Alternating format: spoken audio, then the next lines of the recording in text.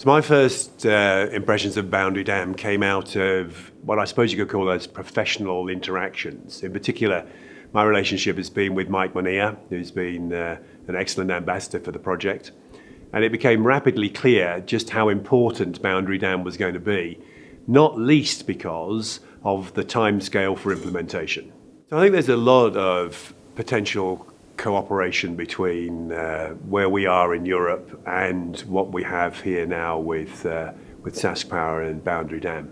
So my first observation is going to be that it may be almost impossible to overstate how important it is to move the whole global CCS industry, particularly CCS for coal-fired power plants, on from the place where we talk about having one to the place where we actually have one that's operating.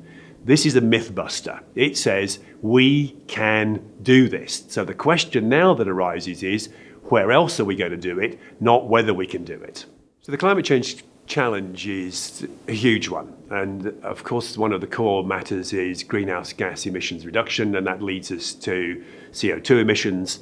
And of course, fossil fuel power sources, coal, hard or soft coal, and gas, all have significant CO2 emissions associated with them. So our view is that in the long run, these sources are an integral part of the global energy system.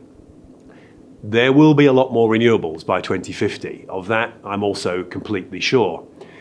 But the effective combination will be all of the above, as I think they say somewhere south of here.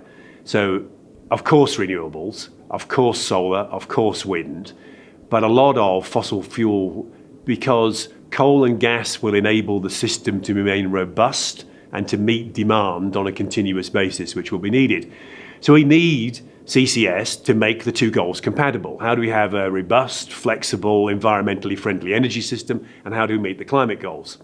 More than that, all of the modelling we do says that CCS is an integral, essential part of the lowest cost route to delivering both those objectives.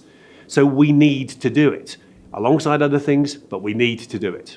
For us, it's important to be here because we want to bring a lot of people from Europe who have concerns about carbon capture and storage here to see one that's working, because we think that's going to change how they feel about doing it at home.